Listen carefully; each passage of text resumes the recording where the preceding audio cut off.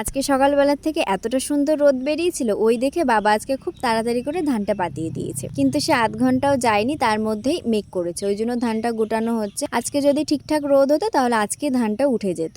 এরপরে যদি আবারও রোদ হয় তাহলে আবারও ধানটা পাতানো হবে। আর এতটা সকাল সকাল বাবা ভাত খাবে না, তাই জন্য বাবাকে এখন খেতে দিচ্ছি আখরোট আর খেজুর। আমাদের তিনজনের জন্য ও এনেছে আখরোট, খেজুর, আমন্ড আর কিশমিশ। প্রথম প্রথম মানে খুব আগ্রহ করে আমরা খেয়েছি, কিন্তু এখন আর সে মনেই থাকে না খাওয়ার কথা। আর ও যখন বাড়ি আসে তখন আর কি সেই ভিজিয়ে রাখে, তো ওই 2 দিনই আর কি আমাদের খাওয়া হয়।